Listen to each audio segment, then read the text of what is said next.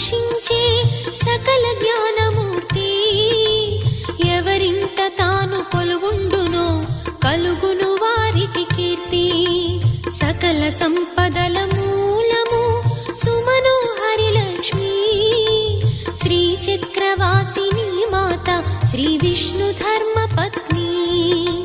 తనని నమ్మిన భక్తులకు దరిద్రమును బాపు.